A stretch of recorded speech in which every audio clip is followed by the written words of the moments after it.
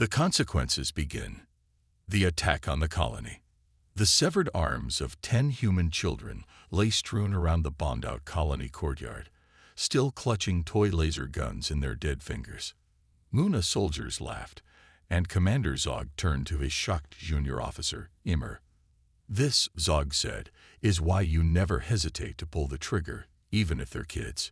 Humans fight hard. Immer, remember that." Ymir swallowed, unable to tear his eyes from the carnage on the view screen. When the Una Expeditionary Force had discovered the small Terran Confederation colony on UN 314, High Command saw it as a threat to their expansion and ordered its destruction.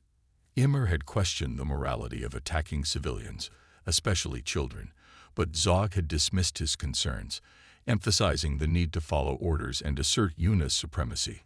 Massacres like this were necessary to maintain their empire. The cost of arrogance. "Tell me again what happened," Ymir asked, dreading the details but needing to understand. Zog leaned back in his command chair. "We sent 100 of our best troops to wipe out the colony's 200 humans. Should have been easy pickings." The view screen switched to helmet cam footage of the initial assault. Una soldiers swarmed from dropships, plasma rifles firing, only to be met by devastating return fire from determined human colonists wielding advanced weapons. Rockets, railguns, and laser blasts tore into the attackers. "Those damned colonists, even the kids fought like hell itself," Zog growled. "Cost us 70 soldiers to butcher them all." Captain Krug died in the first minute. Ymir watched in horror as the Una troops took casualties but kept advancing, burning and shooting everyone they saw, ignoring cries for mercy, not sparing children. Finally, the guns fell silent amid drifting smoke. The grim realization. The math didn't add up, Ymir said slowly. They massacred 200 nearly unarmed humans at a cost of 70 elite Una warriors armed to the teeth. If this is what killing a tiny colony took, what will happen when the Terran Confederation retaliates with its full military when it learns we murdered human children? Zog's face contorted in a vicious snarl as he turned to Ymir. The junior officer suddenly feared for his own life. "That's why this stays secret," Zog hissed. "And why we'll purge any other human settlements before they spread. We'll bury the Terran before they even know we're coming. Or would you rather see the Una Empire fall?" Ymir stared at his seething superior officer, then at the gory images frozen on the view screen, and made his choice. The hero emerges. Zog's expression hardened as he continued his tale. "After our initial assault failed, Captain Krug lost his mind. He ordered us to target the residential buildings where intel suggested most of the human spawn were hiding." Ymir's eyes widened. "You attacked their homes directly, even though you knew children were there." Krug didn't care. He wanted them all dead. Zog spat. "So we stormed the hab blocks, and that's when we ran into him. Austin Morales, colony security chief, ex-Terran Confederation Marine, armed with just a kinetic pistol and a vibroblade. And he tore us apart." Zog called up a vid on the view screen showing helmet cam footage of close quarters fighting inside the human dwellings. A single human male, moving with preternatural speed and grace, ducked and weaved between the bulky Una troopers. His pistol barked again and again, precise headshots dropping soldiers like marionettes with cut strings. When his gun clicked empty, Morales surged forward, a blur of whirling dervish motion. His vibrock knife flashed, cutting throats and stabbing hearts with unerring accuracy. In seconds, a dozen Una lay dead at his feet. A deadly adversary. Ymir stared in disbelief. 12 of our warriors killed by one human. How? Morales was a goddamn demon in close combat, Zog said, shaking his head. Faster and more agile than any Una. We may be stronger, but he danced around us. Our troops never stood a chance. What was his background? How did one man acquire such deadly skills? Morales served in the TC Marines for over 10 years, Zog explained. Fought in a dozen brushfire conflicts across the Orion Arm against rival human factions and hostile alien races. He was a stone-cold killer. Zog leaned forward, his gaze intense. You've got to understand, Immer. Humans may be short-lived and physically inferior to us in many ways, but they adapt, they endure, and they fight like rabid fangor wolves when their children are threatened. It's hardwired into their primitive psyche. The turning point. Immer processed this sobering information. So what happened after Morales decimated our troops? How did we subdue him? Zog's face twisted with disgust. We didn't. Captain Krug, that impatient fool, decided enough was enough. He ordered an orbital strike on the residential sector, blew the whole area to rubble, killed everyone inside, human and Yuna alike. All because he couldn't stomach losing to Morales. Zog shook his head ruefully.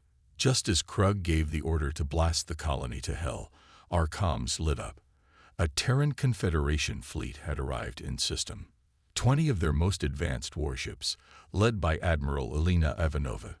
They caught us with our pants down and opened fire immediately. Imer's eyes widened in surprise. How did they get there so fast? UN 314 is in the ass end of nowhere. Humans have one of the best intelligence networks in the galaxy, Zog explained, especially when it comes to protecting their colonies. Doubly so if kids are involved. They must have picked up the colony's distress call and hauled ass to get here. So what happened? Did we engage them? Zog nodded grimly. Didn't have much choice. But while our ships were tangling with the TC fleet, that bastard Morales was still causing havoc on the ground. Turns out he managed to get most of the children into some kind of underground bunker before we arrived. Now he was leading the colony's defense, hitting our remaining troops with guerrilla tactics. A defiant stand. Guerrilla tactics? Ymir asked, unfamiliar with the term. Ambushes, traps, hit-and-run attacks, Zog explained. He'd gathered a bunch of volunteers, civilians, and ex-military types, and was using their knowledge of the colony's layout to bleed our forces dry. They'd pop up out of nowhere, take out a few of our guys, then disappear back into the warren of buildings and maintenance tunnels. We couldn't pin them down. Ymir leaned back, processing this information. It sounds like we may have underestimated the humans. Their tenacity, their resourcefulness, the lengths they'll go to protect their own. Damn right we did, Zog growled. It's a mistake I don't intend to repeat. But Krug, that idiot, he just kept throwing more troops at the problem. Didn't matter how many we lost. He was fixated on wiping out every last human on that rock. Morales' last stand. Zog's eyes narrowed as he continued his tale. Just when we thought we had the colony's children cornered in that underground shelter, ready to be slaughtered, he showed up again. Morales. Ymir leaned forward, his curiosity piqued. How did he manage to reach the shelter? I thought our troops had the area locked down. They did, Zog growled. But somehow that tenacious bastard fought his way through our lines. When the soldiers breached the shelter, they found themselves face to face with Morales, wearing a heavily damaged TCC Marine Corps combat suit. A combat suit? I thought you said he was only armed with a pistol and a knife earlier. He was, Zog nodded. But it seems he managed to salvage a suit from one of the fallen Marines during the chaos of the battle. Even with the suit systems compromised, it still gave him an edge. Ymir tried to imagine the scene. A lone human, battered and bloodied, standing defiantly between the Una soldiers and the terrified children. What happened next? Morales engaged our troops in hand-to-hand combat, Zog said, his voice tinged with reluctant admiration.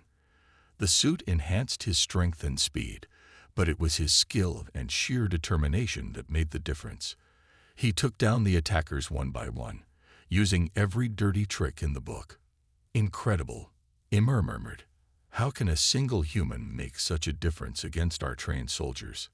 It's not just Morales, Zog replied, considering the question. Humans, especially those in their military, have a reputation for unwavering loyalty and self-sacrifice. They'll fight to the death to protect their own, particularly children. But surely our troops are just as dedicated, Ymir argued. It's not just about dedication, Zog countered. The TC Marine Corps is known as one of the most elite fighting forces in the galaxy. Their training emphasizes adaptability, resourcefulness, and mental resilience. They're not just soldiers, they're warriors. Ymir fell silent, contemplating the implications of Zog's words. So what does this mean for the Una Empire? If humans are capable of such feats, how can we hope to conquer them? The High Command is starting to ask the same questions, Zog admitted. They've always dismissed humans as a minor threat, but after the UN 314 incident, they're beginning to reassess our strategies and tactics. The High Command's dilemma. Re-evaluating strategies. Zog's expression darkened as he shifted the conversation to the aftermath of the UN 314 incident. After the TC fleet arrived and engaged our ships, it was clear we were outmatched. The Una Expeditionary Force, facing mounting losses, had no choice but to withdraw from the system. Ymir furrowed his brow. What about Captain Krug? Did he manage to escape with the rest of our forces? Zog shook his head. No, Krug was severely wounded during a ground battle. When the TC Marines stormed the colony, they found him half dead among the rubble. They took him prisoner and brought him before Admiral Ivanova for questioning. Zog leaned back in his chair, a hint of disgust in his voice. At first, Krug maintained his defiant attitude, refusing to cooperate. But as the questioning wore on, his resolve crumbled. He broke down and confessed to everything. The shocking confession. Everything. Ymir's eyes widened in shock. His role in the attack on the colony. The targeting of children. All of it, Zog confirmed. Krug admitted that the Una High Command had been secretly monitoring human communications. They'd learned of the humans' strong aversion to harming children and saw it as a weakness to be exploited. Ymir's shock turned to anger. They ordered Krug to deliberately target children to demoralize and terrorize the colonists. Zog nodded grimly. It was a calculated move. The High Command believed that by striking at the humans' most vulnerable point, they could break their will to resist. But that's monstrous, Ymir said, his voice trembling with anger and in revulsion. How could they stoop to such tactics? Psychological warfare is nothing new for the Una. Zog shrugged. We've used similar strategies against other species in the past. The humans' protectiveness of their young was seen as a vulnerability to be exploited, just like any other. Ymir shook his head in disbelief. But there have to be limits, even in war. Targeting children crosses a line. Perhaps, Zog conceded, but the High Command was willing to do whatever it took to secure victory. They underestimated the human resolve and the lengths they would go to protect their own. The strategic backlash. As Ymir struggled to process this disturbing revelation, Zog continued. The UN 314 incident may have been a tactical defeat for the Una, but its repercussions were far-reaching. It exposed the ruthlessness of our leadership and the depth to which they were willing to sink. Zog's expression grew thoughtful as he continued. The UN 314 incident may have been a tactical defeat for us, but it was a strategic victory for the humans. They leveraged the tragedy to launch a massive diplomatic and media campaign, exposing our tactics to the galaxy. More effective than we could have imagined, Zog admitted. The story of Austin Morales and his heroic defense of the colony's children spread like wildfire. It became a symbol of human resilience and moral courage, inspiring other races to rally behind their cause. I can see how that would be problematic for us, Ymir mused. Many of our former allies were appalled by the revelations of our targeting of children. Zog continued. The Galactic Council, which had previously remained neutral, issued a formal condemnation of our actions and imposed economic sanctions on the Una Empire. Sanctions. Ymir's eyes widened. That's a serious blow. The Empire in decline. Indeed, Zog agreed. We found ourselves increasingly isolated on the galactic stage, with few friends and dwindling resources. Our trade routes were disrupted, and our economy began to suffer. Did the High Command anticipate such a backlash? Ymir asked. Zog shook his head. They underestimated the humans' ability to turn a military defeat into a moral victory. We failed to grasp the importance that other races placed on the protection of children. It seems the UN 314 incident exposed a critical weakness in our strategy, Ymir observed. Precisely. Zog agreed. It forced us to reevaluate our approach to the war with the humans. We could no longer rely on brute force and terror tactics alone. We needed to adapt, to find new ways to counter their propaganda and win back the support of our allies. Ymir nodded slowly, absorbing the implications of Zog's words. The Una Empire had always prided itself on its military might, but the humans had demonstrated that there were other ways to fight a war, ways that could be just as effective, if not more so. So what did we do? Ymir asked. How did we respond to the human campaign? Adapting to new realities. Zog's eyes narrowed. We had to get creative. We launched our own media blitz, highlighting the humans' past atrocities and painting them as hypocrites. We also began to court new allies, races that had long been overlooked or dismissed by the Galactic Council. To an extent, Zog admitted, we managed to sow some doubt among the galactic community, and we gained a few new partners. But the damage had been done. The humans had seized the moral high ground, and they weren't about to let go. Ymir sighed, leaning back in his chair. It seems we have a long road ahead of us. Indeed, Zog agreed. The UN 314 incident was a wake-up call for the Una Empire. We can no longer afford to underestimate the humans or their allies. We must be prepared to fight a new kind of war, one that goes beyond the battlefield. As the two officers sat in silence, contemplating the challenges that lay before them, Ymir couldn't help but feel a grudging respect for the humans. They had taken a devastating loss and turned it into a rallying cry, uniting the galaxy against a common foe. The long-term impact. The reforms begin. Zog shifted the conversation to the long-term impact of the UN 314 incident on the Una military. In the months following that disastrous battle, the High Command finally pulled their heads out of their asses and initiated a series of reforms. They realized we needed to adapt if we wanted to stand a chance against the humans. For starters, they established a new training program for our soldiers, Zog explained. More focus on urban warfare, close quarters combat, psychological resilience, all the areas where the humans had an edge over us. Wait, we're adopting human tactics now? Ymir asked, surprised by this development. Zog nodded grimly. As much as it pains me to admit it, our advanced tech and numbers weren't enough. The humans outmaneuvered us with their adaptability and unconventional thinking. So by studying their strategies, we hoped to level the playing field. But not everyone was on board with the changes. Zog continued, his face darkening. Resistance to change. What do you mean? Ymir asked. Some of the older officers, the ones set in their ways, resisted the reforms, Zog explained. They claimed it was beneath us to learn from a lesser species.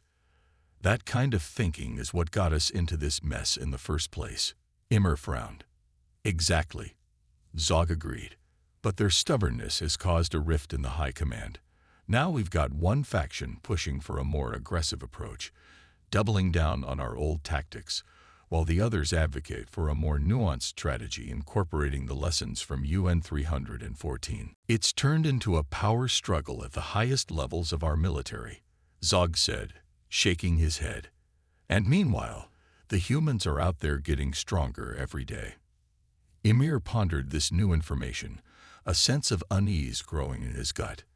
If the Una can't unite behind a common strategy, how can they hope to prevail against a foe as tenacious and unpredictable as the humans?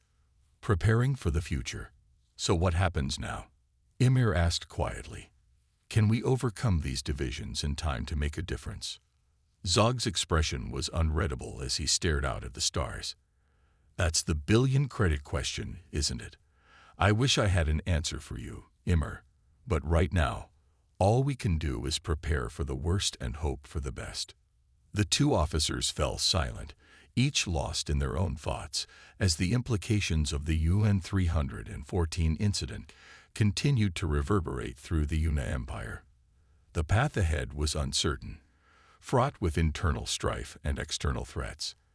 As the conversation turned to the aftermath of the UN-314 incident, Zog's expression softened slightly. "You know, for all the chaos and bloodshed of that battle, there was one bright spot. Austin Morales." Immer perked up at the mention of the human hero's name. What happened to him after the fighting ended? The hero's journey. Morales and his team were hailed as heroes by the Terran Confederation, Zog said, a hint of admiration in his voice. They received the highest military honors for their bravery and sacrifice in defending the colony's children. "Well deserved, from what you've told me," Immer said, nodding. "But Morales himself, wasn't he badly wounded in that final confrontation with our soldiers?" "He was," Zog confirmed. "Took a plasma bolt to the chest, right through his damaged combat suit. It's a miracle he survived it all. But the humans, they have advanced medical technology. Morales underwent extensive treatment and rehabilitation. It took months, but he made a full recovery." "And then?" Immer asked, curiosity piqued. "Not a chance," Zog chuckled. "That's not the kind of man Morales is. As soon as he was back on his feet, he returned to active duty with the TC Marine Corps. The relentless defender. Really?" Immer's eyebrows shot up in surprise. After everything he went through, he chose to go back to the front lines. "That's right," Zog said, a note of respect in his voice. "Morales is driven by a sense of duty, a desire to protect the innocent. He couldn't just sit back and watch while his fellow humans were still in danger." Immer shook his head in amazement. "The humans, they never cease to surprise me. Their resilience, their determination." "There's more," Zog added. "Morales was promoted to the rank of major, given command of his own unit. They specialize in defending human colonies and interests throughout the galaxy. He's still out there, fighting the good fight." "Incredible," Immer murmured. "And what about the children he saved? The ones from the UN-314 colony? The legacy of heroes. They've become a symbol of hope and resilience for the human race," Zog said thoughtfully. "Many of them were inspired by Morales' example. They'd gone on to join the military themselves or pursue careers in public service. They want to make a difference, just like their hero did." Immer sat back, processing this information. It's strange to think that a single battle, a single man, could have such a profound impact on an entire species. The UN-314 incident changed everything, Zog agreed. Not just the course of the war, but the very fabric of human society. It showed them what they were capable of when they stood together against impossible odds. Immer fell silent for a long moment, his mind racing. "Do you think we'll ever be able to match that?" he asked quietly. "The human spirit, their determination." "I don't know, Immer," Zog replied, meeting his gaze. "But one thing is certain. We can't afford to underestimate them again. Not if we want to survive." A new kind of war. The aftermath of defeat. As Immer pondered the implications of the humans' rise to prominence, Zog leaned forward, his expression grave. "The UN-314 incident was a turning point, Immer. It changed the way the galaxy sees the humans, and the way they see themselves." Immer nodded, his brow furrowed. "How so?" "The story of Austin Morales and those human children spread like wildfire," Zog explained. "It reached every corner of the galaxy, every species with even a passing interest in galactic affairs." "And how did they react?" Immer asked, his curiosity piqued. "It was a mixed bag," Zog admitted. "Some races, like the Tyans and the Kroth, were impressed by the humans' bravery and moral conviction. They saw Morales as a symbol of everything they admired about humanity: their tenacity, their selflessness, their willingness to fight for what they believe in." "I can see why that would appeal to them," Immer mused. "Exactly. These races started reaching out to the Terran Confederation, looking to establish diplomatic ties and learn from their example. They saw the humans as potential allies against common threats, including us. The rising threat. And others? Immer prompted. Some of them, yes, Zog continued. But others saw the humans' growing influence as a threat to their own power. They feared that if the humans continued to rise, they would eventually eclipse all other races in the galaxy. They started plotting, in secret, behind closed doors, looking for ways to undermine the humans, to sabotage their efforts and stunt their growth. Immer sat back, his mind racing. So the UN 314 incident didn't just change the course of the war. It changed the balance of power in the entire galaxy. Exactly, Zog said, his voice taking on a note of grudging respect. And that's not all. The incident also sparked a new wave of interest in human culture and philosophy. Alien scholars and intellectuals started studying human history, trying to understand what made them tick. What did they find? Immer asked, intrigued. The cultural shift. They were fascinated by the human concept of just war, the idea that violence can be justified if it's in service of a greater good, Zog explained. They saw it as a unique and powerful ideology, one that set the humans apart from other races. So the humans aren't just gaining allies, Immer mused. They're gaining admirers, people who want to learn from them, to emulate their ways. Precisely, Zog agreed. And that's what worries me the most. If the UNA don't adapt to this new reality, if we don't find a way to counter the humans' growing influence, we risk being left behind, relegated to the dustbin of history as the humans take their place at the center of the galactic stage. Immer looked out at the stars, his mind whirling with the implications of Zog's words. The UN 314 incident had set in motion a chain of events that could reshape the galaxy for generations to come. And the UNA, for all their strength and cunning, were in danger of being swept away by the tide. The final reflection. Zog leaned back in his chair, his eyes distant as he contemplated the depths of human cunning. There's one more thing you should know about the UN 314 incident, Immer, something that's been gnawing at me for years.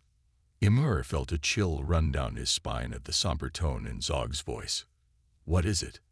In the years following the battle, rumors began to circulate, Zog said, his gaze locking with Immer's. Whispers about the true nature of the human victory. Is there any truth to these rumors? Immer asked, his mind reeling at the implications. No concrete evidence. Zog shook his head slowly. But the humans have a long history of using propaganda and manipulation to further their own interests. It wouldn't be the first time they've played the galaxy like a fiddle. The price of victory, but to sacrifice their own children. Immer's voice trailed off, unable to fathom such callousness. That's not all, Zog continued, his voice heavy with resignation. In the aftermath of UN 314, the Terran Confederation used the story of Morales and the children to justify a series of aggressive military campaigns against us. They conquered several key systems and established themselves as the dominant power in the region. Immer sat in stunned silence, the weight of Zog's words pressing down on him like a physical force. He had always believed in the inherent nobility of the human cause, in the righteousness of their fight against UNA aggression. But now, doubt crept into his mind like an insidious poison. Perhaps the real lesson of UN 314, Zog said softly, is not that humans are inherently heroic or noble, but rather that they are masters of deception and manipulation, willing to use any means necessary to achieve their goals. Immer felt a deep sense of unease settle in his gut, a gnawing uncertainty that threatened to unravel everything. He thought he knew about the conflict between their two races. Had the UNA truly learned anything from their encounter with the humans, or had they simply fallen victim to a larger, more insidious game? The road to redemption. The path ahead. As the two UNA sat in silence, the true nature of the war seemed to shift and warp before their eyes, revealing shades of gray where once there had been only black and white. The conversation ended on a somber note, with both realizing that the conflict between their two races may be more complex and morally ambiguous than they had ever imagined. You have reached the end of the story. If you enjoyed this story and want to support us, please leave a like and subscribe to our channel. For every comment that says 88, I will heart every single one of them. Thank you for your time. Reflections on morality. Immer couldn't shake the feeling of unease as he left the command center. The revelation about the High Command's tactics and the humans' ability to turn a tragedy into a rallying cry had left him questioning everything he thought he knew. He wandered the halls of the ship, lost in thought. Could it be that the humans had played them all along? That they had orchestrated the massacre of their own children to gain the moral high ground? The very idea was abhorrent, but he couldn't deny the strategic brilliance behind it. Seeking understanding, Immer decided to seek out more information. He accessed the ship's databanks, searching for any records or reports that could shed light on the humans' actions. He pored over the data, trying to piece together the truth from the fragments of information available. As he delved deeper, he found accounts from survivors of the UN-314 colony. Their stories painted a picture of courage and resilience, of a community willing to do whatever it took to protect their children. But there were also hints of something more, whispers of secret communications, of plans laid long before the UNA's attack. The moral dilemma. Ymir's mind raced as he tried to reconcile these conflicting narratives. Were the humans heroes or manipulators?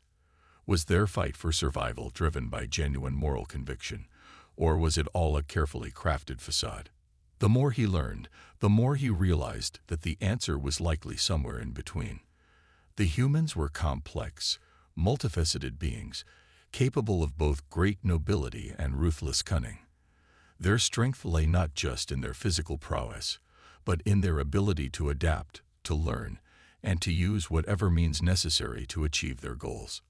A new resolve. As Ymir continued his research, he found himself developing a grudging respect for the humans. They had faced overwhelming odds and had not only survived, but had turned the tide of the war in their favor. They had shown that they were willing to fight for what they believed in, even if it meant making difficult and sometimes morally ambiguous choices. Ymir knew that the UNA would need to adapt if they were to stand a chance against the humans. They would need to learn from their mistakes, to understand their enemy's strengths and weaknesses, and to find new ways to counter their influence. The lessons of war. The reformed military. In the wake of the UN-314 incident, the UNA military underwent significant changes. The High Command's new training programs emphasized the importance of adaptability and resourcefulness. Soldiers were taught guerrilla tactics, urban warfare, and psychological resilience, skills that had once been the exclusive domain of the humans. The reforms were met with resistance from some quarters, but over time, it became clear that they were necessary. The UNA soldiers who embraced these new methods found themselves better prepared to face the challenges of the battlefield. They learned to think on their feet, to use the environment to their advantage, and to work together as a cohesive unit. The cultural shift. Beyond the military, the UN-314 incident had a profound impact on UNA society as a whole. The revelations about the High Command's tactics and the humans' ability to turn a tragedy into a moral victory forced the UNA to re-examine their values and priorities. There was a growing recognition that brute force alone would not be enough to secure their future. They needed to cultivate allies, to build bridges with other races, and to find new ways to engage with the galaxy. This shift in thinking led to a renewed emphasis on diplomacy and cultural exchange. Building alliances, the UNA began to reach out to other races, seeking to mend the rifts that had been created by their aggressive tactics. They sought to demonstrate that they were capable of change, that they could be trusted partners in the pursuit of mutual goals. This approach began to bear fruit. Races that had once been wary of the UNA started to reconsider their stance. They saw the efforts being made to reform and were willing to give the UNA a chance to prove themselves. These new alliances brought with them valuable resources and knowledge, helping to bolster the Yuna's position in the galaxy. The future of the Yuna Empire, a new beginning. As the Yuna adapted to the new realities of the post-UN 314 galaxy, they found themselves on a path of redemption. The lessons learned from their encounters with the humans had reshaped their society, their military, and their place in the galaxy. Ymir continued to play a key role in these efforts. His experiences during the UN 314 incident had given him a unique perspective, one that he used to guide his fellow officers and soldiers. He became a champion of the new strategies and tactics, helping to train the next generation of Yuna warriors. The legacy of UN 314. The story of Austin Morales and the children of UN 314 became a symbol of the complex and often morally ambiguous nature of war. It served as a reminder that victory could come at a high price, and that the true cost of conflict was often measured not in lives lost, but in the lessons learned. For the Yuna, the UN 314 incident was a turning point, a moment when they were forced to confront their own shortcomings and to find new ways to navigate the challenges of the galaxy. It was a moment that would shape their future for generations to come. The road ahead. As the Yuna looked to the future, they knew that the path would not be easy. They would need to continue to adapt, to learn from their mistakes, and to find new ways to engage with the galaxy. But they were determined to forge a new destiny, one that was built on the foundations of resilience, adaptability, and mutual respect. Ymir stood on the bridge of the Yuna flagship, gazing out at the stars. The galaxy was vast and full of challenges, but it was also full of opportunities, and with the lessons of UN 314 guiding them, the Yuna were ready to face whatever came next. The end of the story was just the beginning of a new chapter for the Yuna Empire, one that was defined not by their past mistakes, but by their determination to build a better future.